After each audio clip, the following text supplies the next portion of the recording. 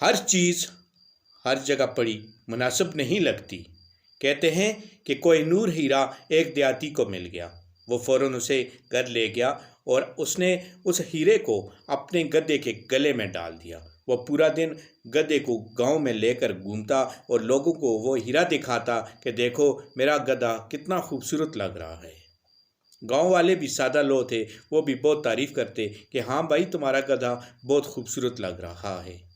کسی دن اس گاؤں میں ایک جوہری کا گزر ہوا۔ جب اس نے یہ منظر دیکھا تو اس نے فوراً پہچان لیا کہ یہ تو بہت قیمتی ہیرا کوہ نور ہے۔ اس نے وہ ہیرا سادہ لو دیہاتی سے 2 ٹکے میں ہتھیا لیا اور سونے کے ہار میں سجا کر ملکہ کو پیش کیا اور ملکہ سے بڑا انعام و اکرام پایا۔ جب وہ ہیرے والا ہار ملکہ نے اپنے گلے میں زیب تن کیا تو سب نے یہی کہا کہ یہی ہیرے کی بہترین جگہ تھی اور یہی اس کا بہترین استعمال تھا۔ آج نااہل لوگ حکمران بن جاتے ہیں اور اہل لوگ ہاتھ ملتے رہ جاتے ہیں۔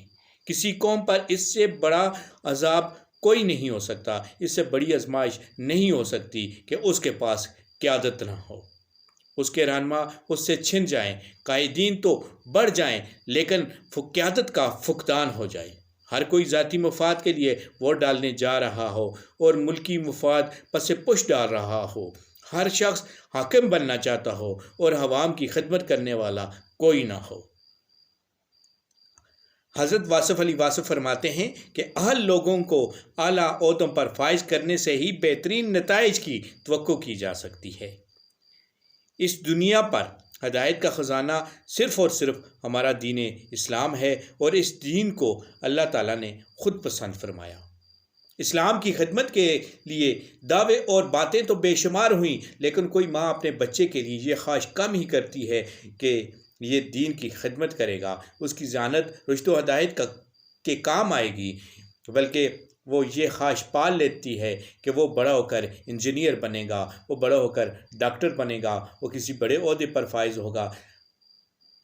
میری زندگی کا مقصد تیرے دین کی سرفرازی صرف بات ہی رہ گئی ہے۔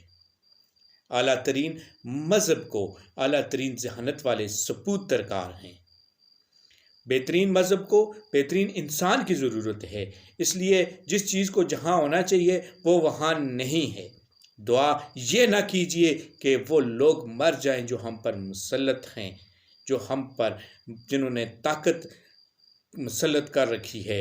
دعا یہ کیجیے کہ ہم لوگوں کو اپنی کمزوری کا احساس ہو جو کسی کے لیے طاقت بن رہی ہے اور ہم بیدار ہو جائیں، کیونکہ بیدار قوموں کے مستقبل ہی تابناک ہوتے ہیں۔ ہماری کمزوری طاقت میں تب ہی بدل سکتی ہے جب ہم صرف شکایات کرنے کے بجائے عمل شروع کر دیں، تقاضا کرنے کے بجائے کچھ دینا شروع کر دیں۔ آئندہ دنوں کی سختیوں کو آسانیوں میں بدلنے کے لیے نوجوانوں کو تربیت دیں، تعلیم نہیں علم کی شمع روشن کریں۔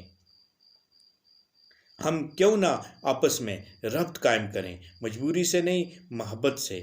اس طرح ہم لوگ ایک مضبوط دیوار بن کر طوفان کا مقابلہ کر سکیں گے۔ حضرت واصف علی واصف فرماتے ہیں کہ اینٹوں میں ربط ختم ہو جائے تو دیوار اپنے ہی بوجھ سے گر جاتی ہے۔ ایک دوسرے سے محبت اور عزت کا جواز نہ ڈھونڈیں، بلکہ ایک ہی جواز سامنے رکھیں کہ یہ میرے رب کا بندہ ہے، یہ میرے پیارے نبی صلی اللہ علیہ وسلم کا کلمہ پڑھنے والا ہے، کیونکہ ہر چیز ہر جگہ پر مناسب نہیں لگتی، اس لیے ہم لوگ اس پسپائی اور بے بسی کی حالت میں مناسب نہیں لگ رہے۔ آئیے بہترین مذہب والوں کو بہترین جگہ پر لانے کے لیے اللہ تعالیٰ کے حضور سجدہ ریز ہو کر صرف اور صرف آنسو بہا کر کسی بہتر جگہ پہنچنے کے لیے دعا کریں۔ اللہ تبارک و تعالیٰ ہم سب کا حامی و ناصر ہو۔